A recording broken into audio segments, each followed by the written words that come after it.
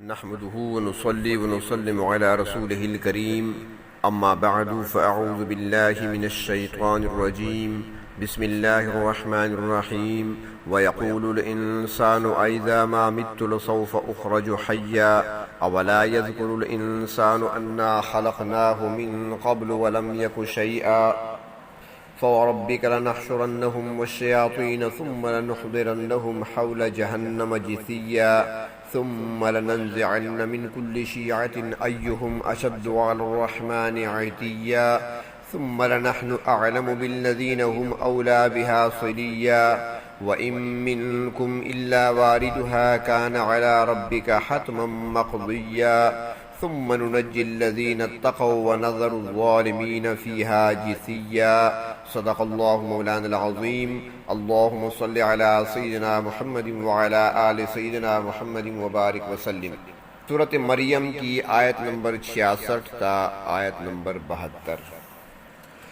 ان آیات میں منکرین آخرت کے مرنے کے بعد دوبارہ زندہ اٹھائے جانے کے حوالے سے ایک غلط نظریے کا ذکر ہے اور ان کے اس باطل عقیدے کی دلیل کے ذریعے تردید کی گئی۔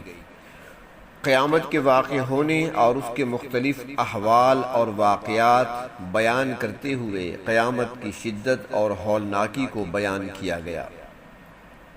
اللہ تبارک و تعالی کے علم کلی اور تمام بنی نوع انسان کے پل صراط سے گزرنے کا ذکر بھی ہے۔ اہل ایمان اور تقوی کے دوزخ اور اس کی عذاب سے نجات پانے جبکہ گناہگاروں کے دوزخ میں ڈالے جانے کا بیان بھی ہے۔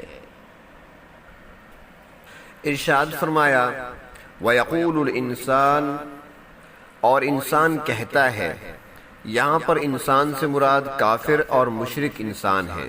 وہ کہتے ہیں اَإِذَا مَا مِتُّ لَسَوْفَ أُخْرَجُ حَيًّا، کیا جب میں مر جاؤں گا تو پھر دوبارہ زندہ کیا جاؤں گا؟ یہ تو ناممکن ہے۔ دراصل ایسا شخص قیامت کے واقع ہونے کا انکار کرتا ہے اور محاسبے کے عمل پر یقین نہیں رکھتا۔ تو جب کوئی شخص محاسبے پر یقین نہیں رکھتا تو پھر وہ آزاد ہو کر کفر اور شرک کرنے لگتا ہے۔ اللہ تبارک و تعالی نے ایسے لوگوں کا رد فرمایا ہے اور پھر موت کے بعد دوبارہ زندہ ہونے کو ایک دلیل کے ذریعے سمجھایا ہے۔ اولا یذکر الانسان، کیا انسان اس بات کو یاد نہیں رکھتا انا خلقناہ من قبل، کہ ہم نے اس سے پہلے بھی اسے پیدا کیا، ولم یک شیئا، اور وہ کوئی قابل ذکر چیز نہ تھا۔ کیا انسان اس حقیقت پر غور نہیں کرتا کہ جس اللہ نے اسے عدم سے وجود بخشا ہے جبکہ اس سے پہلے وہ کچھ نہیں تھا، اور پھر اس کو جیتا جاگتا انسان بنا دیا، پانی کے قطرے پر اس کی تصویر بنا دی، تو اب اس ذات کے لیے دوبارہ پیدا کرنا کون سا مشکل ہے؟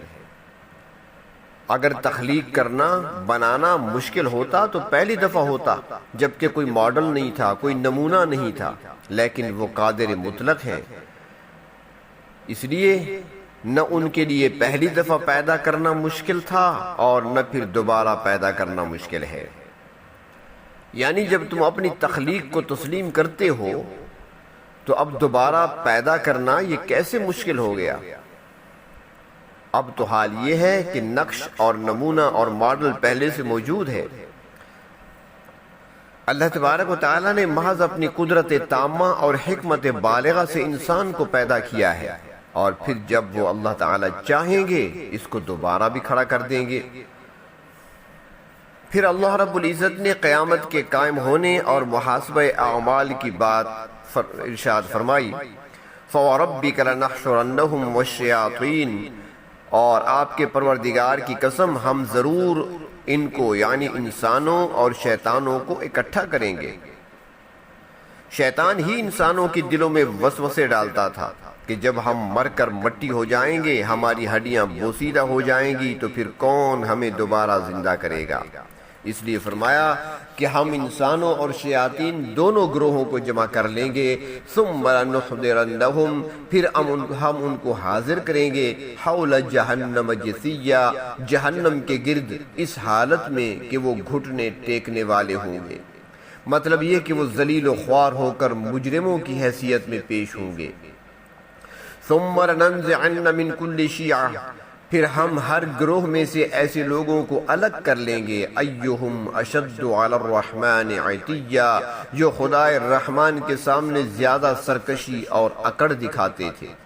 مجرموں کی درجہ بندی ہوگی اور ہر قسم کے مجرمین کو الگ الگ گروہوں میں پیش کیا جائے گا، پھر جو بدترین مجرم ہوں گے ان کی سزا بھی سخت ترین ہوگی۔ ثم لنحن اعلم بالذین هم اولا بها صلیا، پھر ہم خوب جانتے ہیں ان لوگوں کو جہنم میں داخل ہونے کے زیادہ لائق ہیں، جو ان میں سے جہنم میں جانے کے زیادہ حقدار اور لائق ہیں۔ فرمایا کہ ہم ان کو خوب جانتے ہیں اور اس لیے ہم ان کے ساتھ حسب حال سلوک کریں گے۔ یہاں پر مجرمین اور منکرین آخرت کی ذلت و رسوائی کی ایک حالت بتائی جا رہی ہے کہ قیامت کے دن مجرمین کی درجہ بندی کی جائے گی اور ہر قسم کے مجرمین کو الگ الگ جماعتوں اور گروہوں میں پیش کیا جائے گا، اور ان گروہوں میں سے جن لوگوں نے دنیاوی زندگی میں اللہ تبارک و تعالیٰ کی سب سے زیادہ نافرمانی کی ہوگی اور سرکشی کی ہوگی، اس دن ان گروہوں میں سے ایسے نافرمان و سرکش لوگوں کو الگ کر دیا جائے گا اور انہیں سب سے پہلے جہنم میں داخل کیا جائے گا۔ اس کے بعد ان کے بعد والے مجرم کو اسی طرح کافر لوگ مرتبے کے مطابق حسب مراتب دوزخ میں داخل ہوتے رہیں گے۔ اس سے یہ بات بھی معلوم ہوتی ہے کہ ہر ایک کو اس کے جرم کے مطابق سزا دی جائے گی۔ آگے ارشاد فرمایا وَإِن مِّنكُمْ إِلَّا وَارِدُهَا، اور تم میں کوئی بھی نہیں مگر وہ جہنم میں داخل ہونے والا ہے، یعنی ہر شخص کو ایک دفعہ جہنم میں ضرور جانا ہوگا۔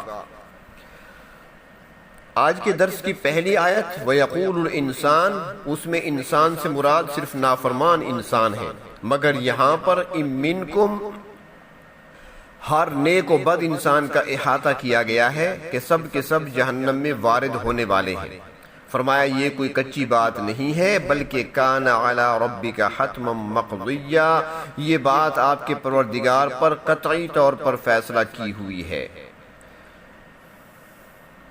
مفسرین اکرام تمام لوگوں کے جہنم میں وارد ہونے کی تفسیر دو طریقے سے کرتے ہیں۔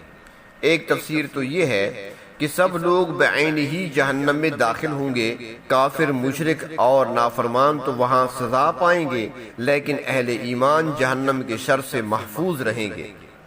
اور اس کی مثال حضرت ابراہیم علیہ السلام کی ہے کہ جب وہ آگ میں ڈالے گئے تو اللہ رب العزت نے ان کے لیے آگ کو ٹھنڈا اور سلامتی والا بنا دیا تھا۔ اسی طرح جب مومن جہنم میں جائیں گے تو ضرور، مگر آگ انہیں کوئی نقصان اور ضرر نہ پہنچا سکے گی اور پھر وہ اس سے نکل جائیں گے۔ اور دوسرے حضرات فرماتے ہیں کہ اس سے مراد داخلہ نہیں ہے بلکہ اس پر سے گزر جانا ہے، اور جملے کا پورا مطلب یہ ہے کہ جنت میں جانے والے دوزخ پر سے گزر کر جنت میں جائیں گے، اور یہ بات اللہ تعالیٰ کی حکمت میں طے ہو چکی ہے، اور اس بات کی تفصیل پل صراط والی حدیث شریف میں موجود ہے۔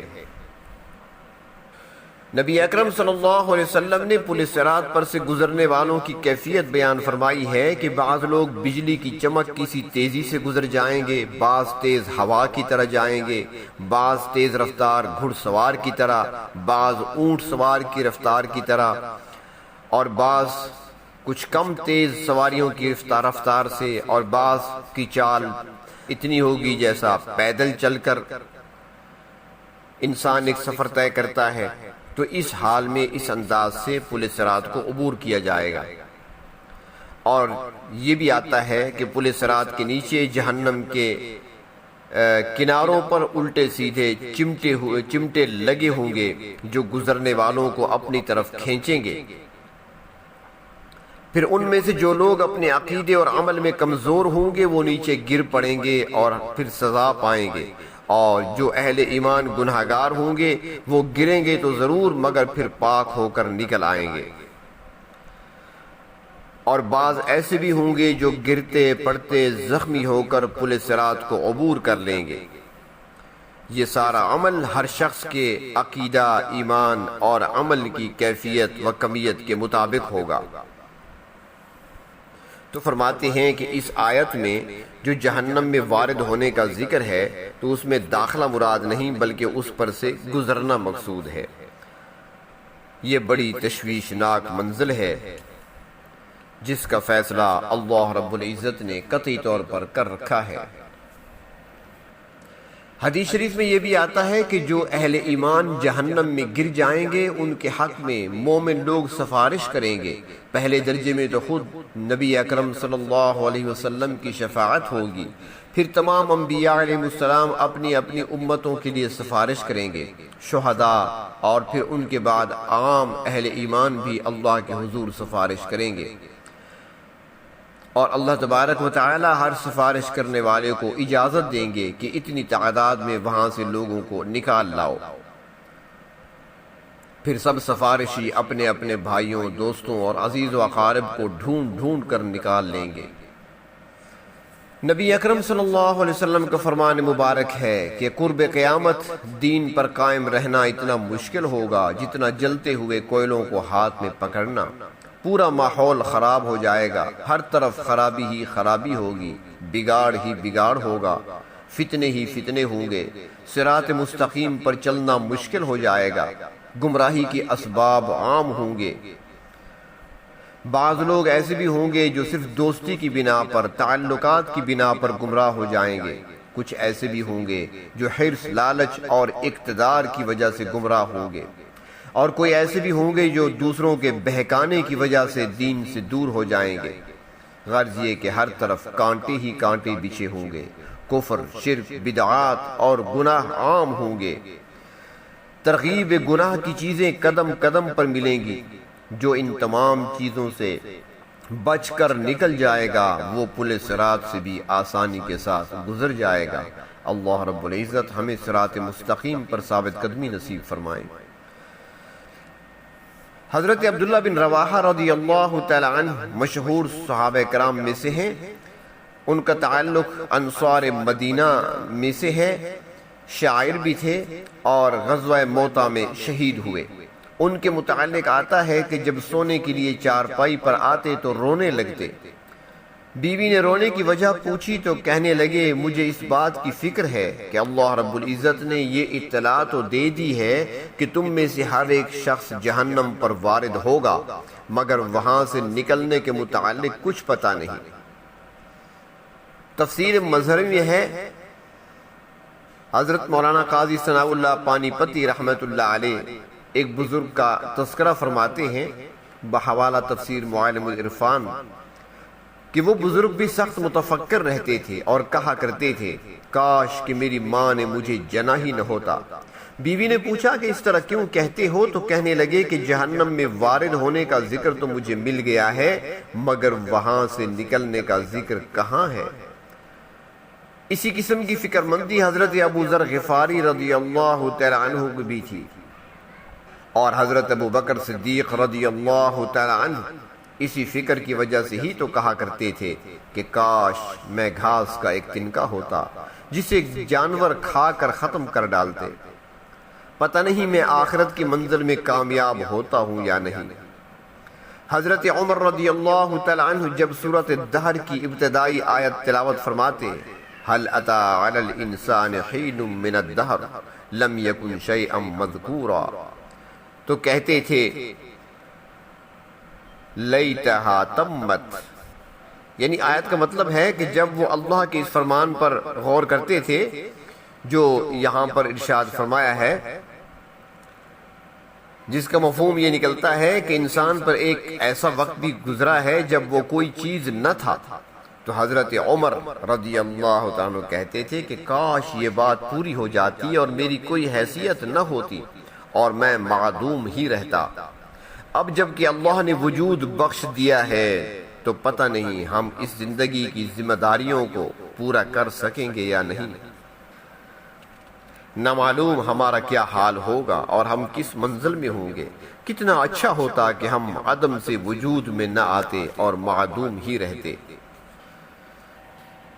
آج ہمیں آخرت کی فکر ہی نہیں ہے۔ ہم نے تو کبھی سوچا ہی نہیں ہے کہ ہم کس مقصد کے لیے آئے ہیں، ہمیں کس مقصد کے لیے بھیجا گیا ہے، کیا ہم بھی کامیابی حاصل کر سکیں گے یا نہیں۔ وہ لوگ رویا کرتے تھے، راتوں کو اٹھ اٹھ کر روتے تھے، ان کی نیندیں اڑ جاتی تھیں جب وہ سوچا کرتے تھے، کلام مقدس کو پڑھتے اور ان کی آیات پہ غور کرتے۔ لیکن آج ہم نے غور و تفکر کرنا چھوڑ دیا، قرآن حکیم میں تدبر کرنا چھوڑ دیا۔ آج ہم اپنی مقصد زندگی کو بھلا بیٹھے، آخرت کے سفر کو بھلا بیٹھے، پیش آنے والے واقعات جو پڑھتے بھی ہیں، سنتے بھی ہیں، لیکن کبھی ہم نے غور نہیں کیا کہ ہمارے ساتھ کیا ہوگا اور ہم نے اس کے لیے کون سی تیاری کر رکھی ہے۔ اللہ تبارک و تعالی ہمیں موت سے قبل موت سے پہلے اللہ رب العزت ہمیں موت کی تیاری کرنے اور آخرت کے لیے تیاری کرنے کی توفیق عطا فرمائے اور قیامت کے دن کی شرمندگی، رسوائی اور پچھتاوے سے بچائیں۔ تو اللہ تعالیٰ نے فرمایا ثم ننجی الذین اتقوا، پھر ہم نجات دیں گے ان لوگوں کو جو اللہ سے ڈرتے رہے اور کفر و شرک، بدعات اور معاصی سے، نافرمانی کے کاموں سے بچتے رہے۔ وَنَذَرُ الظَّالِمِينَ فِيهَا جِثِيًّا، اور ظالموں کو اسی دوزخ میں چھوڑ دیں گے اوندھے منہ گرنے والے۔ اگر کفر و شرک کی وجہ سے ظالم بنے ہیں تو ہمیشہ ہمیشہ کے لیے دوزخ میں ہی رہیں گے، اور اس سے کم تر گناہ میں ملوث رہے تو پھر پاک ہو کر جہنم سے نکال لیے جائیں گے۔ پھر انہیں بہت سی منزلیں طے کر کے ہی اللہ کی رحمت کے مقام میں پہنچنا ہوگا۔ وآخر دعوانا ان الحمد للہ رب العالمین۔